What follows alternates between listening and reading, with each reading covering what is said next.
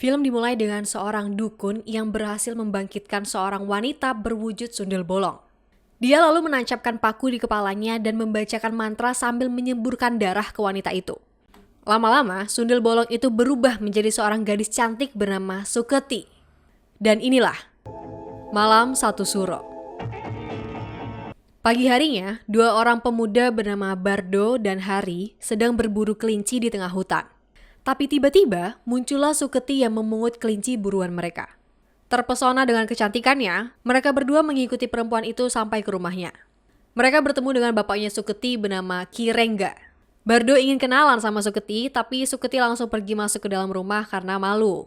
Sungguh saya tidak menyangka, di tengah hutan begini, saya bisa bertemu dengan gadis secantik dia. Masih asli, lugu, penuh daya pesona dan memikat hati. Bagaikan Putri Kendedes dari Singosari. Bardo nggak bisa berhenti mikirin kecantikannya Suketi. Saking bucinnya, dia pengen cepat-cepat nikahin si Suketi. Dia akhirnya menemui orang tua Suketi bersama Hari untuk melamar Suketi dan meminta restu, tapi malah menolak. Saya menolak lamaranmu, Nak Bardo. Suketi itu anak bodoh. Tidak kenal pergaulan kota, akan sangat memalukan dan akan menjadi bahan tertawaan keluargamu. Soal itu saya maklum. Saya mencintainya. Saya siap untuk membimbingnya. Suketi yang diam-diam dengerin dari dalam rumah jadi kecewa. Setelah pertimbangan yang cukup singkat, padat, dan jelas, akhirnya Kirengga menerima lamaran Bardo. Tapi dengan syarat, mereka harus menikah di malam satu suro tanpa ada satu orang pun yang diundang. Singkat cerita, mereka menikah dengan adat pernikahan sakral. Setelah melewati berbagai proses ini itu sampai ke tahap sekidi papap, mereka akhirnya resmi menjadi suami istri. Mereka tinggal di sebuah rumah mewah bersama dua anak mereka bernama Rio dan Preti dan perawat mereka bernama Asih. Hidupnya Suketi cuma jalan-jalan, liburan, dan bernyanyi sambil bermain piano untuk menghibur Bardo dan anak-anaknya. Suatu hari, Bardo kedatangan tamu seorang pengusaha bernama Johnny untuk meminta pertimbangan penawarannya yang sudah ditolak dengan membawa seorang wanita menghibur. Tapi sayangnya Bardo tetap menolak dan mengembalikan berkas Johnny. Hal ini bikin Johnny punya dendam untuk menghancurkan perusahaan Bardo. Atas ide dari bawahannya, Johnny memutuskan untuk pergi ke dukun. Seorang dukun bernama Mak Talo memberitahu kalau istrinya Bardo adalah setan sundel bolong.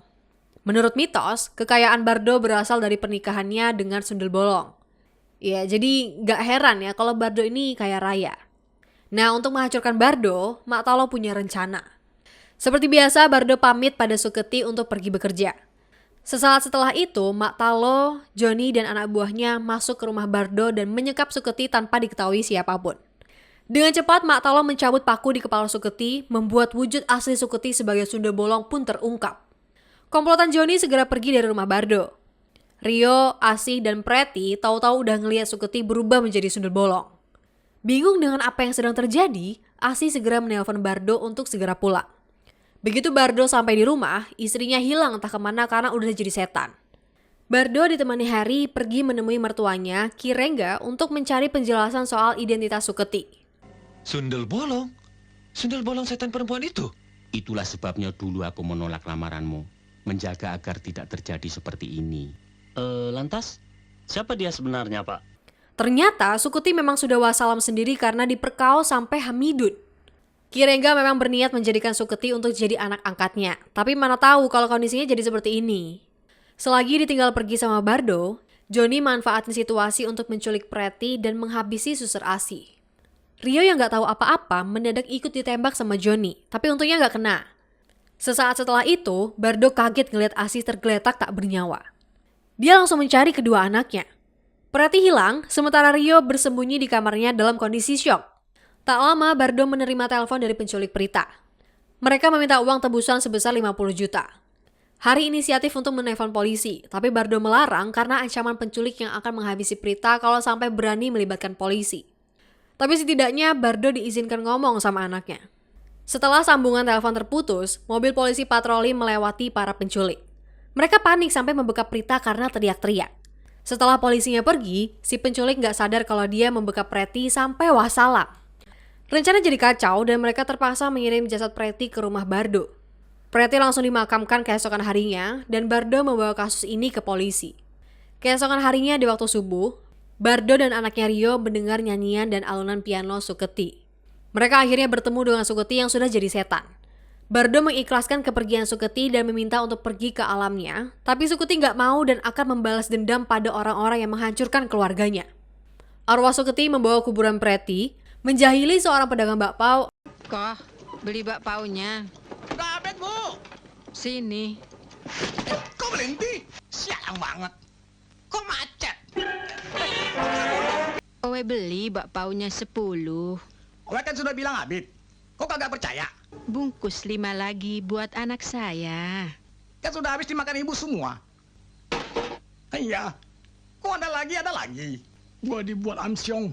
Dasar. Uang itu buat anak-anak dan bini lo. Terima kasih. Terima kasih. Kamsia. Kamsia. Kamsia. Kok, tunggu dulu. Di panci masih ada yang ketinggalan. Ketinggalan di panci. Hayya! Emangnya ibu ini siapa sih? Tukang sulap ya? Sudah bolong. Anak sudah bolong, aing takut.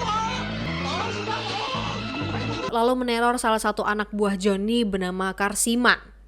Karsiman menembak ke arah Suketi, tapi setan mana mempan ditembakin ya kan? Karsiman berhasil kabur ke area hutan dan sempat memenggal ke para Suketi. Tapi ujung-ujungnya Karsiman wassalam juga karena dihajar sama sebuah boneka, lalu jasadnya digantung di sebuah pohon. Suatu malam, seorang artis penyanyi top bernama Bokir dan anak buahnya yang kita sebut saja Budi mau manggung ke sebuah desa. Di tengah perjalanan, mereka disamperin sama seorang wanita penggemar Bokir yang mukanya mirip banget sama Suketi. Ya emang itu Suketi sih. Bokir sekalian nganter wanita itu pergi ke desa. Nah, singkat ceritanya, mereka bertiga sampai di desa dan disambut oleh para fansnya. Acara pun dimulai, semua orang mulai menikmati pestanya, begitu juga dengan Bokir yang menari bersama wanita itu. Tiba-tiba, listriknya padam dan orang-orang pada menghilang. Bokir dan Budi kaget mendapati mereka berada di kuburan bersama Suketi dengan wajah aslinya. Bokir dan Budi lari ketakutan sampai-sampai ada ular yang masuk ke celananya Budi. Ya, singkat ceritanya mereka berhasil kabur dari kuburan dan ketemu sama anak buahnya Joni yang kita sebut saja Jono. Mereka berdua mau numpang kabur, tapi Suketi mencegahnya dan malah dia yang membonceng Jono. Begitu tahu kalau Jono ini anak buahnya Joni, Suketi langsung menghabisi Jono dengan jatuhin Jono dari ketinggian. Mak Talo yang tahu soal itu lewat bola ajaibnya, menyuruh Joni untuk bekerja sama melenyapkan Suketi. Joni, Mak Talo, dan anak buahnya pergi ke makamnya Preti untuk menemui Suketi dengan naik taksi. Mereka nggak tahu kalau supir taksinya adalah Hari yang lagi menyamar. Dia memberitahu polisi tentang hal ini, lalu polisi memberitahu Bardo. Mumpung ada Kirengga, Bardo mengajak beliau untuk ikut ke sana. Mak Talo ngajak duel sundel bolong di kuburan. Pertarungan jadi sengit ketika Suketi berubah menjadi kuyang, sementara Mak Talo jadi katak.